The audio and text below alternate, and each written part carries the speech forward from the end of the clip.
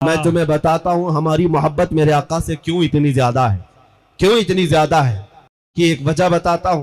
मक्का मुकर्रमा में एक सहाबी थे हजरत सुहैब।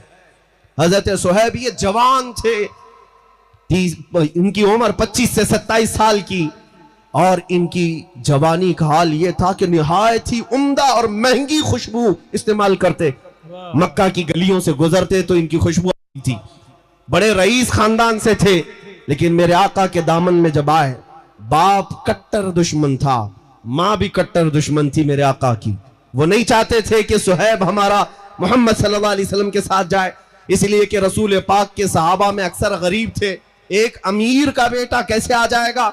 माँ बाप रोकते रहे, लेकिन ये मोहब्बत बढ़ती ही रही। एक बात याद रखें, दीवानों का हाल ही ये होता है, जब जब इन्हें हुजूर से रोका जाता है मोहब्बत में इजाफा ही होता जाता है। सुभान अल्लाह। हमने देखा है मोहब्बत में इजाफा ही होता जाता है। उस सुहैब को माँ भी रोकती रही, बाप भी रोकते रहे।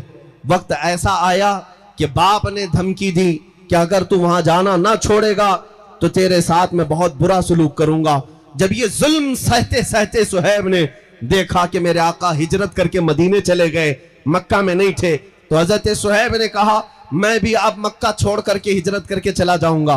बाप ने कहा अगर तूने ऐसी हरकत की तो सारी जायदाद तेरे से मैं आग कर दूंगा, तुझे एक फूटी कोड़ी भी नहीं दी जाएगी। हजरत सुहैब ने कहा जो लिखवाना है मुझसे लिखवा लो, जायदाद तुम्हें मुबारक, मालो दौलत तुम्हें मुबारक, मैं मदीने का मुसाफिर मदीने चल के रहूंगा। बाप ने कहा सारी चीजें कर ली गई, जायदाद खत्म, कुछ देने को तैयार नहीं। सुहैब तन्हा सिर्फ बदन पर जो कपड़े पहने थे निकल पड़े मदीने के रास्ते पर। अभी थोड़ी ही दूर गए थे, पीछे से मां पुकारती है, कहती है सुहैब तुझे पता है तेरे जिस्म पर जो कपड़े हैं वो हमारी कमाई के हैं, हमारे पैसों के हैं, हमारे पैसों के कपड़े पहन करके तू मोहम्मद के पास जाएगा। हजरत सुहैब वापस घर आए, उन कपड़ों को भी उतार दिया और टाट के कपड़े, गोनी का लिबास अपने जिस्म पर डाल दिया और कांटों से बटन बना करके उन्हीं टाट के कपड़ों में वो मक्का से हिजरत करके निकल पड़े।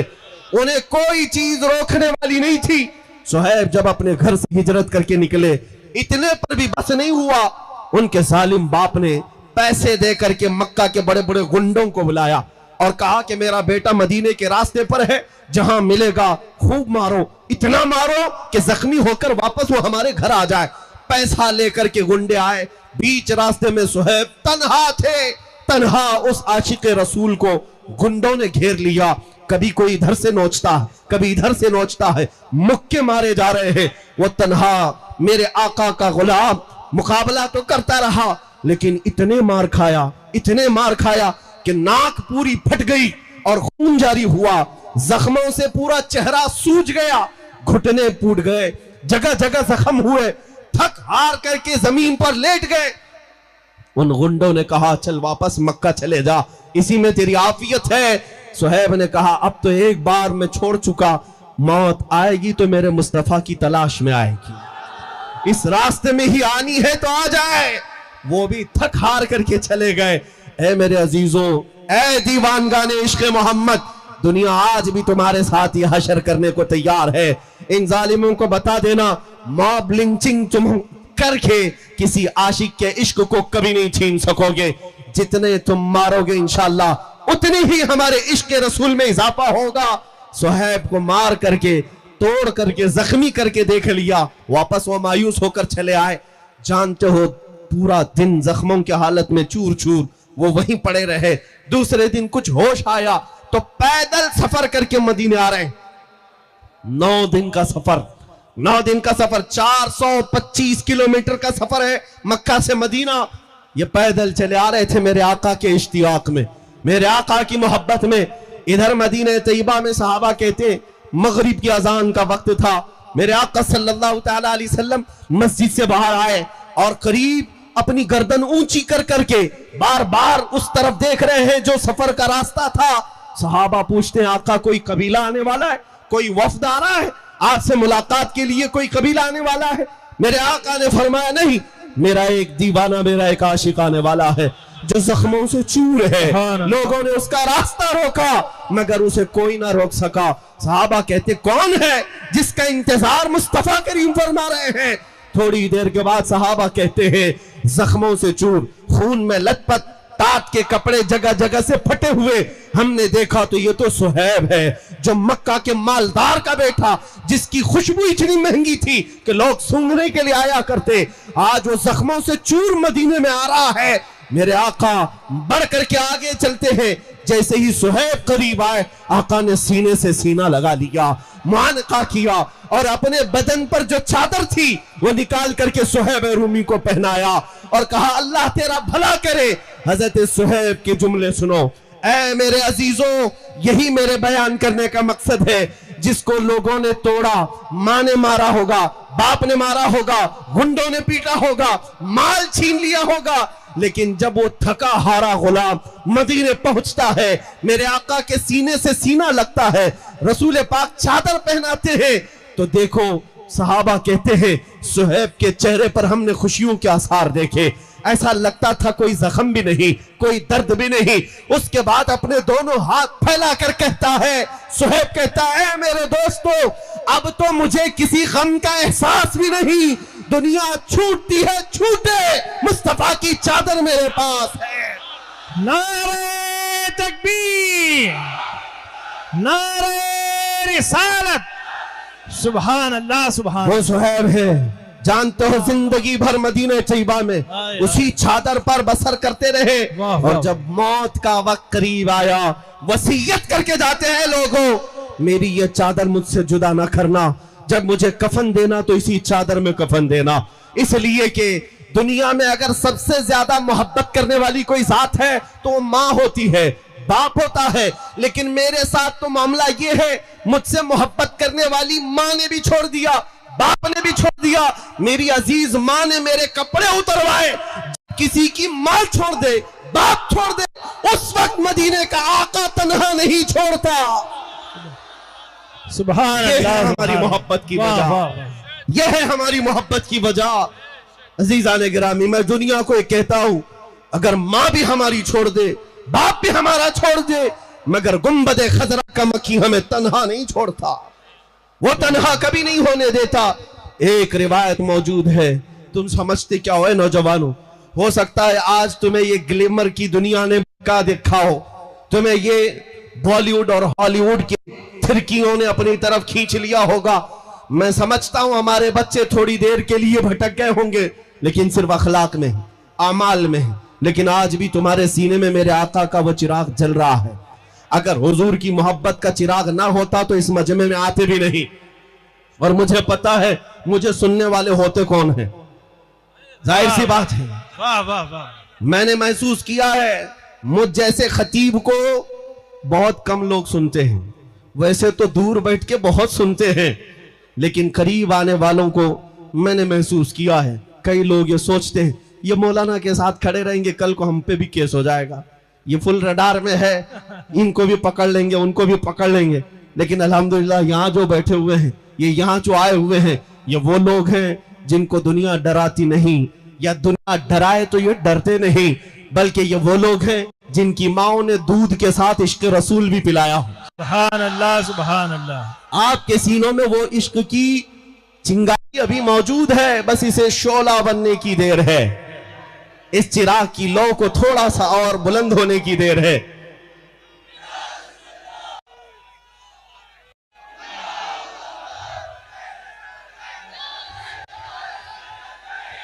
लब्बैक लब्बैक या रसूल अल्लाह, लब्बैक लब्बैक लब्बैक या रसूल अल्लाह, लब्बैक लब्बैक लब्बैक या रसूल अल्लाह, लब्बैक लब्बैक लब्बैक या रसूल अल्लाह, लब्बैक लब्बैक लब्बैक या रसूल अल्लाह। मेरे अजीजों, मैंने तो अब ये जागते हुए और अवेयरनेस आते हुए भी मैंने महसूस किया कि आज से 1 साल पहले एक खबीस मलून पाखंडी मेरे नबी पाक की शान में भौंक रहा था, तो हमने उसे पुकार कर कहा था कि आओ चलते हैं आग में देख करके।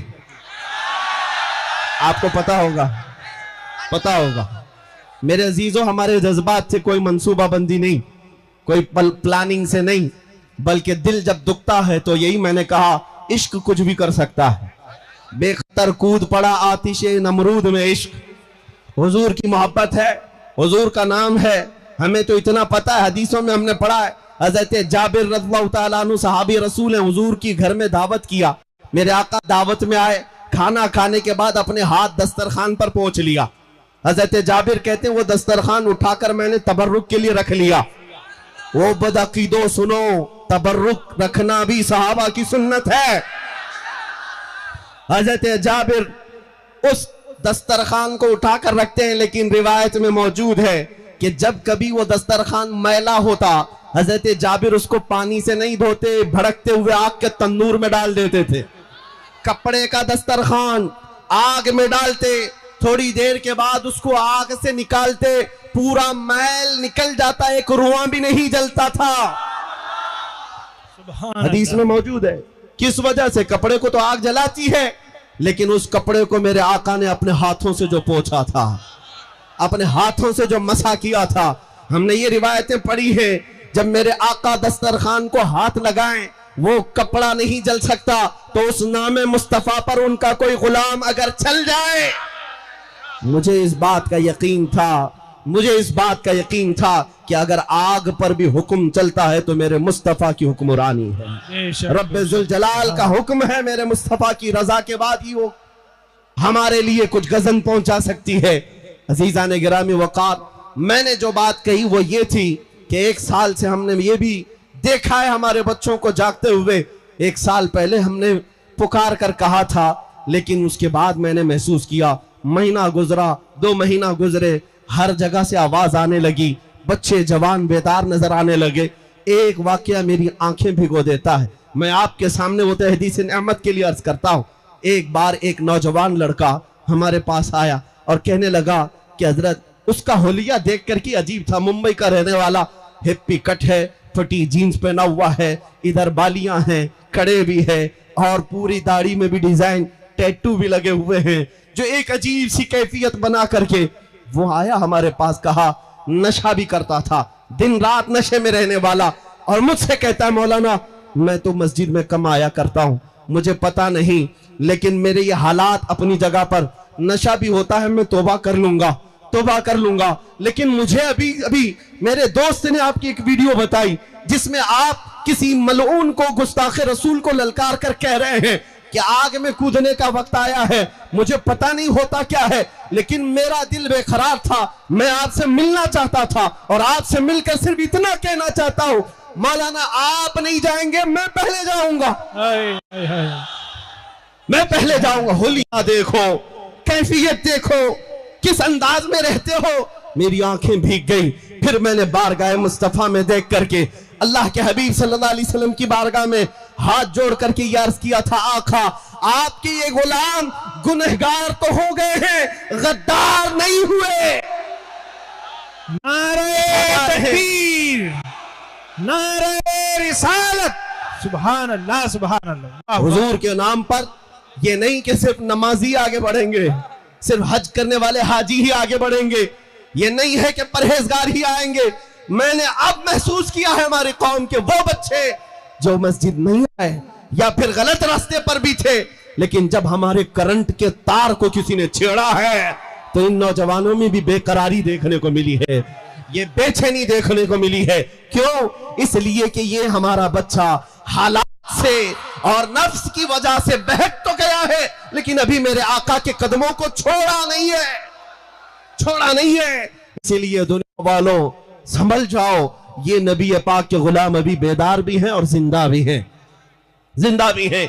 मैं आपको ये कहना चाहता हूं, ये जो बेदारी है तुम्हारी, इसको कायम रखो। और इसलिए भी मैंने अभी एक वाकया सहाबी रसूल हजरत सुहैब का बताया। क्यों हम इतनी मोहब्बत करते मेरे आका से? इसलिए कि पूरी इस भरी कायनात में हम निकम्मों और गरीबों को किसी का ख्याल है, हमारा अगर कोई ख्याल करता है तो कोई ये जात नहीं, वो मदीने के ताजदार की जात है।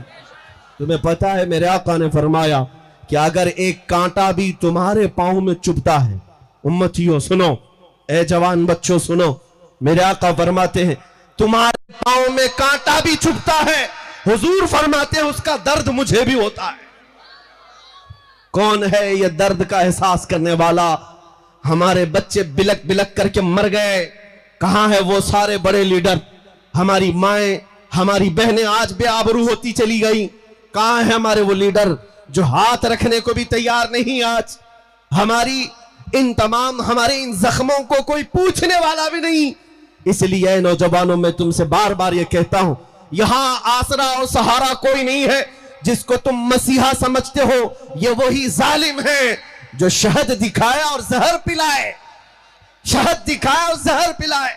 हकीकत में अगर तुम्हारा कोई आसरा है, कोई सहारा है, तो वही है अपना सब कुछ गुंबद खजरा। कल भी था और आज भी है। मेरे नबी से मेरा रिश्ता कल भी था और आज भी है। उस रसूल की जात यह है कि एक हिरन अपने बच्चों से दूर एक बद्दू के जाल में फंस गई और उस एराबी देहाती ने हिरन को फांस लिया था। मेरे आका का गुजर वहां से हो रहा है। हिरन ने अपनी जुबान में मेरे आका से फरियाद की कि आका, इससे मुझे छुटकारा दिला दे, मैं अपने बच्चों को दूध पिलाकर वापस आ जाऊंगी। मेरे आका ने उस देहाती से कहा, ये हिरन रो रही है, इसके 2 छोटे बच्चे, छोड़ दे इसे, वापस आ जाएगी। उसने कहा, क्या फंसा हुआ शिकार वापस आ सकता है छोड़ने के बाद? मेरे आका ने फरमाया, दुनिया धोखा तो दे सकती है, मगर ये जानवर अल्लाह के नबी को धोखा नहीं देते, वादा खिलाफी नहीं करते। अगर ये ना आए तो मैं जमानत देता हूं अपनी जात की, तू मुझे ले ले। उस देहाती ने छोड़ दिया और वह हिरन अपने बच्चों को दूध भी पिलाई और बच्चों समेत वापस आई और कहा, मुझे इस देहाती के हवाले कर दे, गिरफ्तार कर ले अभी। लेकिन उस देहाती ने देखा इस फरमाबरदारी को और कहा, ए मोहम्मद सल्लल्लाहु अलैहि वसल्लम, जानवर जब आपकी इतनी वफादारी करते हैं तो मैं इंसान हूं, मेरे ऊपर ज्यादा हक है कि आपकी वफादारी करूं, सुभान अल्लाह, आपकी पैरवी करूं, आपकी फरमाबरदारी करूं। ये मैंने इसलिए तुम्हारे सामने जिक्र किया। और एक वाकया मैं अर्ज करता हूं, हुजूर मिंबर पर खड़े हैं मस्जिद नबवी में, सहाबा कहते हैं अचानक बच्चे के रोने की जैसी आवाज आने लगी, जैसे शहद की मक्खी भिनभिनाती है ऐसी आवाजें आने लगी। यह आवाज किस चीज की थी? मेरे आका अपने हाथ में असा लेकर खड़े होते, लेकिन जब मिंबर बन गया तो उस असा को, उस लकड़ी को मेरे आका ने मस्जिद के दरवाजे के बाहर छोड़ दिया। हदीस में मौजूद है, वह असा, लकड़ी का असा रोने लग गया और उसके रोने की आवाज मस्जिद नबवी में गूंज रही थी। मेरे आका मिंबर छोड़कर खुतबे के दौरान उतर आए और चलते हुए गए और जाकर उस लकड़ी के असा को उठा लिया और अपने सीने से लगाया और फिर वापस आए। सहाबा ने पूछा, या रसूल अल्लाह ये क्या था? हुजूर फरमाते हैं, इस लकड़ी को जब तक मैं अपने हाथ में रखता था ये दूसरी लकड़ियों पर फख्र करती, और जब मैंने इसे छोड़ दिया तो ये मेरे जुदाई के गम में रोने लग गई। ये असा जब रोने लगा, मेरे आका फरमाते हैं, उसका रोना मुझसे देखा ना गया। मैं मिंबर छोड़कर उतर आया और उसको उठाकर मैंने सीने से लगा लिया, चुप हो गया। मैं वह कहता हूं, ऐ अजीज बच्चों, एक हिरन याद करे मेरे आका को, उसकी मदद के लिए वो चले जाते हैं। एक लकड़ी बेकाबू होकर रोने लग जाए, मेरे आका मिंबर छोड़कर उतर आते हैं। तुम तो उम्मती हो, तुम मेरे आका के उम्मती हो।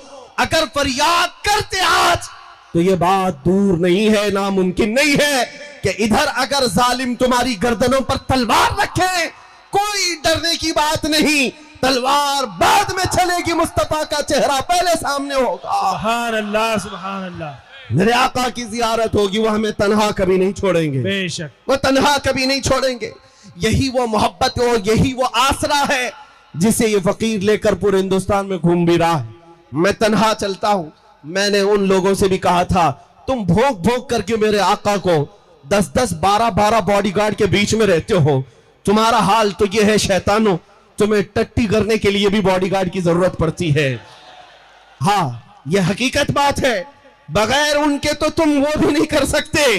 और बात करते हो दिल्ली की जामा मस्जिद में आएंगे, बात करते हो फलां जगह आकर के मौलानाओं से बात करेंगे, तुम अपने गुफे में बैठे रहो, यही खैर है।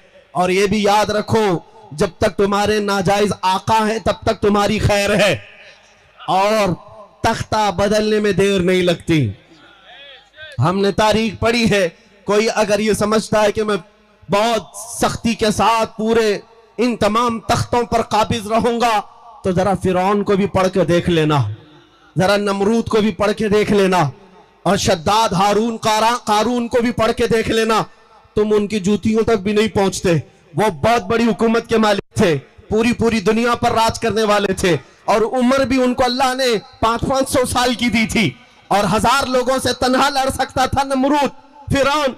लेकिन देखा रब्बे जुल जलाल जब इंतकाम लेता है, नमरूद को मच्छर से हिलाक किया, फिरौन को पानी से गर्क कर दिया, अब्रहा जो काबा ढाने आया था चिड़ियों से हिलाक कर दिया गया, और ऐसी ताकतें हवाएं चलाकर मौला ने गर्काब कर दिया।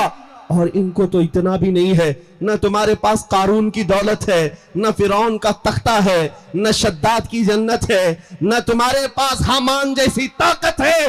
कुछ ना होकर ज्यादा मत इतराना, रब तबारक व तआला फिर अगर एक हल्का मच्छर भी भेजे तुम उसकी ताब ना ला सकोगे, तुम उसकी ताब ना ला सकोगे। लेकिन अल्हम्दुलिल्लाह हम इस बात के इंतजार में हैं, मौला कदीर और जब्बार कुरान में फरमाता है अलैहिस्सल्लाहु बिअहकमिल हाकिमीन, क्या अल्लाह सबसे ज्यादा हकम नहीं है, सबसे बड़ा हकम नहीं है, वो सबसे बेहतर फैसला करने वाला है। और कुरान में अल्लाह फरमाता है इन्नमा युअखिरुहुम लियौमिन तशखसु फीहिल अब्सार, अगर जालिमों को अल्लाह मोहलत देता है, टाइम देता है, छूट देता है, तो क्यों? कुरान कहता है इसलिए थोड़े दिन और ये कर ले, फिर मौला ताला उस दिन दिखाएगा जब सबकी आंखें देखेंगी, और ये ऐसे गिरफ्तार हो सकते हैं। जालिमों की बात कर रहा हूं, जिसने एक हल्का जुल्म भी किया, मौला उसके जुल्म का बदला उसे दुनिया में भी दिखाएगा, आखिरत में भी।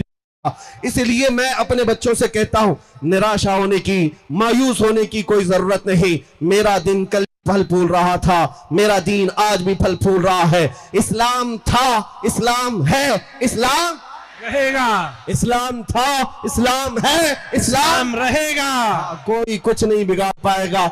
इतनी बात याद रखो, मेरे नबी के पाक की जात पर भी जब जब छेड़ा गया हमारे इश्क में इजाफा हुआ है। बेशक जो तुम पाबंदियां लगा कर देखना चाहते हो कर लो, इसलिए कि मुजद्दिद अल्फसानी का नाम सुना है? अकबर के दौर में, अकबर तो बड़ा डिक्टेटर था और अखंड भारत का हाकिम, इलेक्शन से आया हुआ भी नहीं, उसका खुद का सिलेक्शन था। और बादशाह कैसा होता है, पार्लियामेंट की भी जरूरत नहीं, किसी के मशवरे की भी, जो मन में आया सब कर लिया। उस जमाने में अकबर ने कहा था अब इस इस्लाम को आए हुए 1000 साल हो गए, अब नया दीन आना चाहिए। लोग मुझे आज बताओ, आज हालात खराब हैं या उस वक्त हालात ज्यादा खराब थे? उस वक्त वो तो डिक्टेटर था, डेमोक्रेसी नाम की कोई चीज नहीं थी, लोगों को एहतजाज करने का हक नहीं था, बादशाह के खिलाफ कोई बात नहीं कर सकता। इतने बुरे हालात में भी वक्त का मुजद्दिद अहमद फारूकी सरहिंदी आवाज उठाता और कहता है ए अकबर, तेरा दीन नहीं चलेगा, जो दीन चलेगा वो मेरे मुस्तफा का ही होगा। इस्लाम के नाम पर कोई दूसरी तब्दीली नहीं तस्लीम की जाएगी। इस पादाश में मुजद्दिद साहब को ग्वालियर की जेल में बंद कर दिया, ग्वालियर की जेल में बंद कर दिया गया। 8 साल के बाद जब मुजद्दिद अल्फसानी को छोड़ने, रिहा करने की बात आई, तो जेल में जाकर देखते हैं, सुनो एक आशिक रसूल की जिंदगी क्या होती है, तुम कहां बंद बांधोगे। मुजद्दिद साहब को 8 साल जेल में रखा गया, लेकिन 8 साल के बाद जब जेल के अंदर जाकर देखते हैं, जेल में जो कैदी थे 700 मुजरिमों को मुजद्दिद साहब ने आलिम दीन बना दिया है। सुभान अल्लाह, सुभान अल्लाह। जेल में तफसीर कुरान, हदीस रसूल का जिक्र, मेरे आका का इश्क। इसलिए कहते हैं दीवाना जहां होता है वहीं पर वो अपना शहर आबाद करता है। मेरे आका सल्लल्लाहु ताला अलैहि वसल्लम की खुशबू ऐसी है कि वो बाजार में हो तो भी महकता है, मस्जिद में हो तो भी चमकता है, वो चाहे कब्रिस्तान में सोया हो तब भी लोगों के दिलों पे राज करता है। आज देखो बहुत सारे आए तख्ते पर बैठे हुए, उनके नाम सबको याद नहीं, लेकिन 800 साल हो गए हिंदुस्तान की तारीख में अजमेर में सोया हुआ मर्द कलंदर आज हर मुसलमान के दिल पर राज करता है। सुभान अल्लाह, सुभान। ये वो हुकूमत है जो सिर्फ वोट से नहीं ली जाती, ये इश्क मुस्तफा की बदौलत दी जाती है। जो नबी का हो गया, कायनात पूरी उसकी तरफ फेर दी जाती है।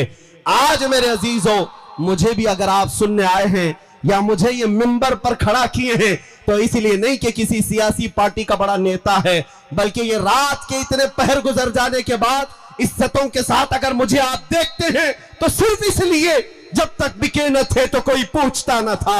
या रसूल अल्लाह, तुमने खरीद कर हमें अनमोल कर। नारे तकबीर, नारे रिसालत, देखो हमारे नबी की शान, देखो हमारे नबी की शान। सुभान अल्लाह, सुभान अल्लाह। बस मैं अपनी गुफ्तगू को समेटता हूं। मदीने तैयबा में मेरे आका मस्जिद नबवी में बैठे सहाबा को दर्स दे रहे थे। रास्ते से गुजरने वाला एक नौजवान, एक नजर मेरे आका पर पड़ी।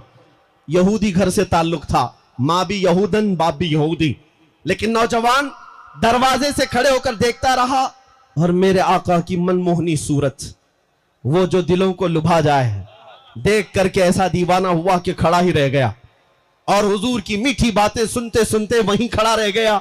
फिर घर चला गया। शाम को बेकरारी बढ़ी कि उन अल्फाज में कितनी मिठास है।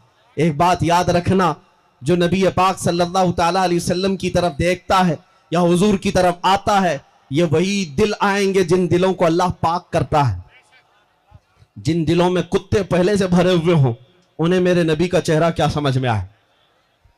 आपको वो हदीस मालूम है, हुजूर सल्लल्लाहु अलैहि वसल्लम बैठे हुए थे, हजरत अबू बकर आए, कहा आपसे ज्यादा हसीन मैंने किसी को देखा नहीं। हुजूर ने फरमाया सच कहा अबू बकर। अबू जहल आया थोड़ी देर बाद, कहा मोहम्मद तुम्हारे से ज्यादा बदसूरत मैंने किसी को नहीं देखा, नऊज़ बिल्लाहि मिन ज़ालिक। मेरे आका ने फरमाया तू भी सच कहता है, ये कैसे हो सकता है। बाद में मेरे आका सल्लल्लाहु ताला अलैहि वसल्लम ने फरमाया मैं आईना हूं, हर कोई अपनी सूरत देखता है और अपनी बयान करता है। सुभान अल्लाह। अबू बकर आए, अपना चेहरा इस आईने में अच्छा देखा, तारीफ की, और ये बदबख्त आया, अपना चेहरा देखा, अपनी मजम्मत किया। तो जितने पाखंडी भोंक रहे हैं, सुन लो तुम्हारी अपनी हैसियत क्या है। जो नबी पाक की शान में भोंकता है वो हलाली नहीं होता, हलाली नहीं होता। वो अपना नसब सबको बता रहे हैं, देख लो, सुन लो, हम हरामी हैं। इस बात की हमें फिक्र नहीं है। मैं जो बात कह रहा हूं, एक नौजवान हुजूर को देखा, बेकरार हुआ, घर गया। दूसरे दिन उसी टाइम पर फिर मस्जिद में आया। मस्जिद के दरवाजे पर दूर से ही मेरे आका की बातें सुनता रहा, खड़ा होकर के हुजूर को देखता रहा, अंदर आने की हिम्मत नहीं। फिर गया। 2-3 दिन के बाद लोगों ने शिकायत कर दी उसके बाप से। यहूदी था और बड़ा पक्का मजहबी। लोगों ने जाकर कहा है फला, तुझे पता है तेरा बेटा तो मोहम्मद की बातें सुनने के लिए मस्जिद पे खड़ा रह जाता है, शाम तक वहीं रह जाता है। बाप को जब ये खबर हुई तो बेटे को बुलाया, बहुत मारा, कहा तू वहां क्यों जाता है, वहां हरगिज मत जा, उनका जादू चलता है। इनको आज तक यही लगता है, आज तक यही लगता है जादू चलता है, नऊज़ बिल्लाहि मिन ज़ालिक। मेरे अजीजों, हाँ, जो कुछ भी चलता है वो मेरे मुस्तफा का हुस्न चलता है। हाँ, तुम करके देख लो जितने जादू करना है। आप क्या समझ के हमारे साथ ये जादू का खेल नहीं खेलते, सब खेलते हैं। हमें पता है कितने सिफली, कितने जादू, कितने पाखंडी, कितने ढकोसले, लेकिन हमारा यकीन यह है जिसके साथ मोहम्मद की जात है, जिसके साथ अल्लाह रब्बुल इज्जत की इनायत है, तुम्हारी सारी चीजें हम फूंकों में उड़ा देंगे इंशाअल्लाह। उस नौजवान को बाप ने बहुत मारा, फिर उसके बाद पाबंद कर दिया कि वापस जाएगा नहीं। चंद दिनों पाबंदी किया, बेकरारी ऐसी है। मैं कह रहा हूं ना, बार बार दीवानों को जब छेड़ा जाता है मोहब्बत बढ़ती ही जाती। जूं जूं दवा की मर्ज बढ़ता गया और फिर वापस आया। 8 दिन के बाद फिर वहीं खड़ा रह गया। बाप को जाकर किसी और जासूस ने खबर दी कि आज तुम्हारा बेटा फिर वहां मिला है। बाप ने जंजीरों में बांध दिया, हाथों में भी और पैरों में भी बेड़ियां बांधकर घर में कैद कर दिया। आज के बाद तू घर से भी नहीं निकलेगा। लोगों, यह भी करके देख लो, जंजीरें बांध करके घर के अंदर कैद किया। हुआ क्या, यह नौजवान बच्चा बीमार पड़ गया, बीमार हो गया। उसकी बीमारी पर भी माँ बाप को तरस नहीं आया। बीमार होते होते महीना गुजर गया। उसकी बीमारी इतनी बढ़ गई कि जिस्म पीला पड़ने लग गया। अब माँ बाप को डर लगने लगा कि ये 20-25 साल का जवान, अगर हम इसे इसी कैद तन्हाई में मार डालेंगे तो अच्छा नहीं होगा, अकलौता बेटा है। जंजीरें खोल दी। अब इलाज कराने पर आ गए। हकीमों को बुलाया, तबीबों को बुलाया। सारे हकीम आए, तबीब आए और दवा करते करते आजिज आ गए और कहा इसका मर्ज ही कुछ और है, हमारी पकड़ में नहीं आता। हमारी पकड़ में ये बीमारी नहीं आती, इसका मर्ज ही कुछ और है। वो मर्ज इन्हें क्या पता चलेगा, जान है इश्क मुस्तफा। रोज फजू करे खुदा, जिसको हो दर्द का मजा, नाजे दवा उठाए क्यों? वो दवा का नाज क्यों उठाएगा जिसको दर्द में ही मजा आता हो? हकीमों ने, तबीबों ने कहा ये लाइलाज है। चंद दिनों के बाद फिर इलाज के लिए एक बड़े हकीम को बुलाया गया। उसने कहा तुम्हारा बेटा 1 दिन या 2 दिन का मेहमान है, मर जाएगा। ये तुम्हारा लड़का अब लाइलाज हो चुका है, इसे जो खाना है खिला दो, जो पीना है पिला दो, अब ये ज्यादा दिन तक नहीं ठहर सकता। ये कहकर हकीम रुखसत हुआ। अब मां का कलेजा दहल गया, मेरा जवान बेटा दुनिया से चला जा रहा है। बाप को भी अब थोड़ा तरस आया और आए बेटे से कहा बेटा हमारे साथ हमसे ज्यादती हो गई, तेरे मामले में हमें माफ कर दे, छोड़ दे पुरानी बातें, सब अच्छे से जीते हैं। अब बता तू क्या खाना चाहता है, क्या पीना चाहता है, तेरा इलाज कर करके थक गए। वो नौजवान कहता अब्बा जान अगर मुझ पर रहम करना चाहते हो तो एक बार मोहम्मद को देखना चाहता हूं सल्लल्लाहु अलैहि वसल्लम। ईमान लाया हुआ नहीं है, ईमान लाया हुआ नहीं है। माँ बाप से कहता एक बार मोहम्मद को देखना चाहता हूं, अगर मुझे देखने की इजाजत मिल जाए तो फिर मैं आपसे कोई चीज नहीं मांगूंगा। माँ का कलेजा पसीज गया। कहा इस दर्द के आलम में, इस बीमारी के आलम में भी मेरा बच्चा अगर किसी को पूछ रहा है तो आमिना के लाल को पूछ रहा है। शोहर से कहा जाओ एक बार उनको खबर कर दो हमारे घर में आग लगी है, हमारा बेटा दुनिया से जा रहा है, हमें इस तरह दागे मफारकत दे जा रहा है, एक बार आप अपना चेहरा दिखा दीजिए। बाप आया यहूदी है और हुजूर पाक सल्लल्लाहु अलैहि वसल्लम से दुश्मनी भी रखता था, नफरत भी, दूरी भी रखता। मस्जिद में आना पड़ा। मेरे आका सहाबा के साथ बैठेंगे, सुबह का वक्त है, फजर की नमाज के बाद का वक्त है। वो आया और आकर कहने लगा मेरा बेटा फला फला और ऐसा आपकी दीवानगी में मुब्तला है कि हमने उसे घर में कैदे तन्हाई में रखा तो बीमार हो गया, अब मरने के करीब आया, हम उसे पूछते हैं कुछ चाहिए तो बस वो चाहता है कि एक बार आपको देख ले। मेरे आका सल्लल्लाहु अलैहि वसल्लम सहाबा से कहते हैं इसी इंतजार में तो मैं भी बैठा था, इसी इंतजार में तो मैं भी था। चलो ए मेरे सहाबा, हमारे एक आशिक ने हमें याद किया है। वो लम्हा कैसा होगा जब मदीने का ताजदार अपने आशिकों का दिल रखने के लिए अपने घर आता हो।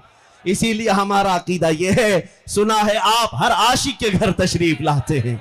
या रसूल अल्लाह, सुना है आप हर आशिक के घर तशरीफ लाते हैं। मेरे घर में भी हो जाए चिरागा या रसूल अल्लाह, मेरे घर में भी हो जाए चिरागा या रसूल अल्लाह, या रसूल अल्लाह। मेरे आका आए, तशरीफ लाए। घर के अंदर जैसे ही आते हैं वो बिस्तर पर पड़ा हुआ नौजवान, जिस्म पीला पड़ चुका है और दुनिया से रुखसत होने की हिचकियां ले रहा है। जैसे ही मेरे आका घर में कदम रखते हैं, बिस्तर के करीब जाते हैं, देखा तो उसके चेहरे का रंग बदल गया, जिस्म में तवानाई आ गई, जिस्म के अंदर हरारत और गर्मी पैदा हो गई और अपने बिस्तर पर ताकत देकर के उठने लगा। मेरे आका ने अपना हाथ सिराने के पास रखकर और सहारा देकर उठाया और जब वो उठा तो चेहरा सामने चेहरे से मिल गया। मेरे आका सल्लल्लाहु ताला अलैहि वसल्लम को देखने का बहाना मिल गया और जन्नत में जाने का बहाना ठिकाना मिल गया। अब उस नौजवान से मेरे आका ने सिर्फ इतना कहा, पढ़ो, अब किस बात का इंतजार करते हो, ला इलाहा इल्लल्लाह मुहम्मदुर रसूलुल्लाह। उस नौजवान ने कहा बस आपको देखकर ही पढ़ना चाहता था। मेरे आका सल्लल्लाहु ताला अलैहि वसल्लम की बारगाह में वो दस्त बस्ता जिस तरह से भी अपनी कैफियत थी, कलमा तैयबा पढ़ा, मुशर्रबा इस्लाम हुआ। मेरे आका अभी घर से रुखसत भी नहीं हुए थे कि जिस्म से रूह निकल गई। मेरे आका सल्लल्लाहु ताला अलैहि वसल्लम के सामने रूह जिस्म से निकल गई। मैं ये बात कहता हूं, कान खोलकर सुन लो है मेरे बच्चों, इनका मकाम क्या था, पूरी जिंदगी उनकी कैसी गुजरी। वो सहाबियत का मकाम पा गए। फजर के बाद वक्त में बता रहा हूं, मेरे आका गए, ईमान लाए, जोहर का टाइम भी नहीं आया, पूरी ईमानी जिंदगी में एक नमाज पढ़ने का भी वक्त नहीं मिला, ज़कात देने का भी वक्त नहीं मिला, हज करने का भी मौका नहीं मिला, तस्बीह पढ़ने का भी मौका ना मिला। बस इधर ईमान लाए और उधर रुखसत हो गए। ये इतने चंद लम्हात में उस नौजवान की जिंदगी, वक्त का गौस अब्दाल अख्ताब भी उनके कदमों तक नहीं पहुंच सकता।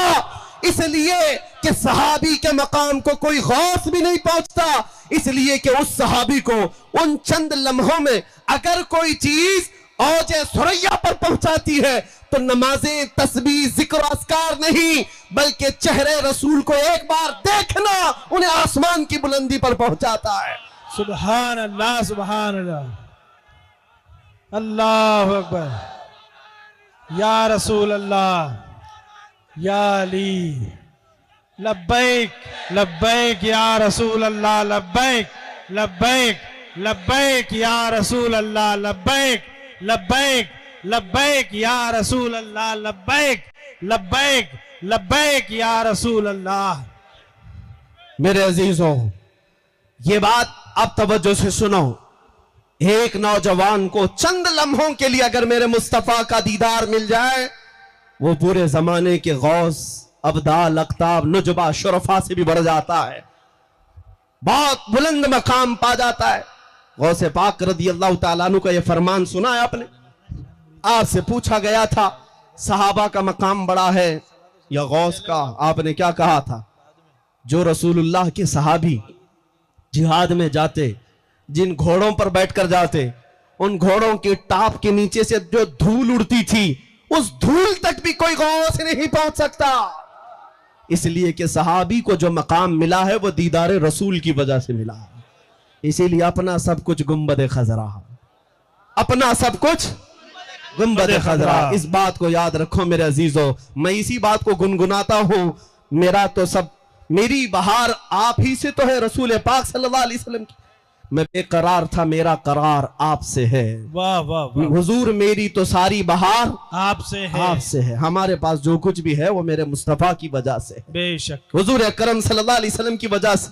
और आप ये जो देख रहे हैं, ये नाज, ये अंदाज हमारे नहीं होते। वाह वाह। झोली में अगर टुकड़े तुम्हारे नहीं होते, जब वाह, तक के वाह। मदीने से इशारे नहीं होते, रोशन मेरी किस्मत के सितारे नहीं होते। ऐ नौजवानों, बेदाम ही बिक जाइए बाजारे नबी में, इस शान के सौदे में खसारे नहीं होते। नारे तकबीर, नारे रिसालत, सुभान अल्लाह। अब मैं आपको मेरा आखिरी मैसेज दे जाता हूं। जब हुजूर के दीदार में इतनी बड़ी तासीर है कि मकामात को आन के आन में बहुत बुलंदी तक ले जा सकती है। अब अपने दिल पर हाथ रख करके बताओ, इस कायनात में, इस भरी दुनिया में अल्लाह ने अगर आंखें दी हैं, तो क्या हमें यह तमन्ना नहीं करना चाहिए कि हम भी आमिना के लाल को देखेंगे?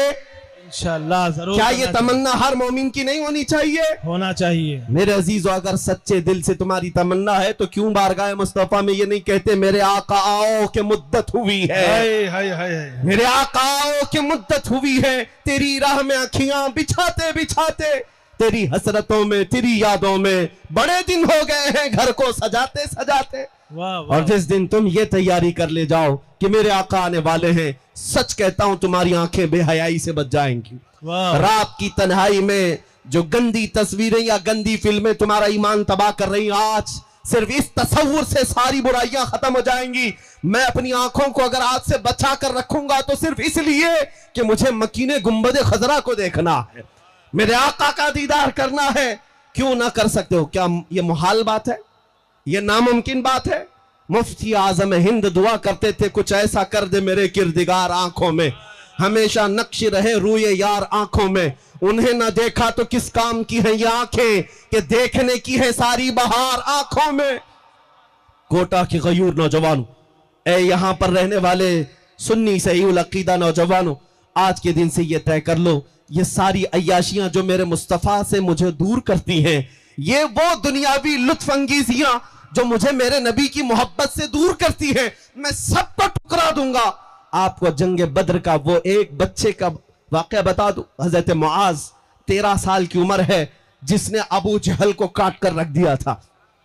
अबू जहल को मारने वालों की तारीख याद रखना, न बहुत बड़े बड़े पहलवान नहीं, 2 छोटे बच्चों ने मारा था।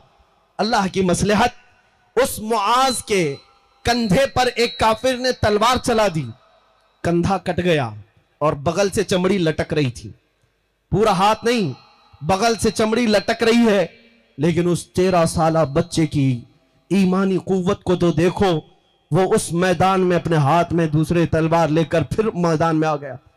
और जब बार बार ये हाथ लटक रहा था तो इस हाथ को पैर के नीचे रख करके खींच के निकाल दिया और कहा मुझे उस हाथ की जरूरत नहीं जो मुझे मेरे रब की रजा हासिल करने में खलल अंदाजी करता हो, अल्लाहु अकबर, जो मेरे मुस्तफा की वफादारी में खलल पैदा करता, मुझे उस हाथ की जरूरत नहीं। ऐ नौजवानों, क्या तुम आज ये अहद नहीं कर सकते कि मुझे उन गानों की जरूरत नहीं जो मेरे मुस्तफा से मुझे दूर करते हो, मुझे आज उन अय्याशियों की जरूरत नहीं जो मुझे मेरे नबी के कदमों से दूर करते हो, कि मैं तो आज से यह अहद करके जाऊंगा, मैं सो जाऊं या मुस्तफा कहते कहते, खुले आंख सल्ले अला कहते कहते हमारा दिन, हमारी शब, हमारी रात, हमारी शामें इस तरह से गुजरे आज से। इसलिए मैं कहता हूं सारी बुराइयां, सारी अय्याशियां इस तस्वुर के साथ खत्म हो सकती है। आज या कल हमें भी मरना है, तुम भी मरोगे, हम भी मरेंगे, जाएंगे कब्रिस्तान में। हमारी जिंदगियों का कोई भरोसा नहीं, कल भी मौत आ सकती है, परसों भी। बल्कि यहां बैठा हुआ कोई ये नहीं कह सकता कि कल की शाम हमको देखना नसीब होगी। मलकुल मौत हमेशा हमारे पीछे है, किसी भी वक्त रूह निकल जाएगी। दुनिया में हासिल क्या किया? दुनिया में जवानी अल्लाह ने दी, ताकत दी, माल दिया, क्या हासिल किया? कुछ हासिल हुआ? और जाने के वक्त अगर तुम्हारे हाथ में कुछ नहीं तो मायूस जाओगे, तुम्हारे चेहरों पर, लबों पर मुस्कुराहट नहीं होगी। इसलिए जब तक जवानी है इस तमन्ना के साथ जियो कि मेरे आका आओ कि मुद्दत हुई है, हुजूर को देखने की तमन्ना लेकर जियो, इंशाअल्लाह हर बेहयाई से पाक रहोगे। इसलिए कि अभी लोगों को पता नहीं है, उस हुस्न को एक बार जो देख लेता है, दुनिया का सारा हुस्न उसकी आंखों में फीका होता है, बेशक सारा हुस्न हेच है। फिर कोई मजनू लैला के पीछे नहीं भागेगा, कोई महबूब महबूबा के चक्कर में नहीं पड़ेगा। जिसने मेरे आका के हुस्न को देखा तो फिर वो गुनगुनाएगा, मुख चंद बदर शाशानी ये, वाह वाह, चमके लठनुआनी ये, काली जुल्फ आंख मस्तानी ये, मखमूर अखें मद भरिया, उस सूरत नू में जान अखा की जान जहां अखा, सच अखा रब दी शान अखा, उस शान तो शाना सब नबिया। सुभान अल्लाह मा अजमलका मा अकमलका मा अहसनका, कित्थे मेहरे अली कित्थे तेरी सना, गुस्ताख अखे कित्थे जा अरिया। उस हुस्न को अगर बरेली के इमाम से सुनना है तो सुनो, वो कमाल हुस्न हुजूर है कि गुमान नक्स जहां नहीं, यही फूल खार से दूर है, यही शम्मा है कि धुआं नहीं। सुभान अल्लाह, सुभान अल्लाह, या रसूल अल्लाह, जिंदाबाद जिंदाबाद। मेरी तकरीर खत्म, और मैं समझता हूं मेरी तकरीर के बाद यहां बैठा हुआ हर बच्चा और हर जवान अपने दिल में अगर इतना महसूस कर लेता है तो हमारा जलसा कामयाब है। इतनी बात महसूस कर ले कि अब नबी पाक सल्लल्लाहु ताला अलैहि वसल्लम की बात आई तो हाथ नहीं, पैर नहीं, उस नाम मुस्तफा पर अपनी गर्दन देने को भी तैयार हैं। इंशाअल्लाह। लब्बैक या रसूल अल्लाह, लब्बैक लब्बैक या रसूल अल्लाह, लब्बैक या रसूल अल्लाह, लब्बैक तुम्हारे या इन जज्बों को रसूल अल्लाह अल्लाह। सलामत रखे, आमीन। तुम्हारी इस ईमानी कुव्वत को अल्लाह सलामत रखे। आमीन। और इस बात पर मैं खात्मा करता हूं कि मोहम्मद से वफा तूने तो हम तेरे हैं, ये जहां चीज है क्या लाहो कलम तेरे हैं। उठो नौजवानों कुव्वत इश्क से हर पस्त को बाला कर दो, दहर में नामे मोहम्मद से उजाला कर दो।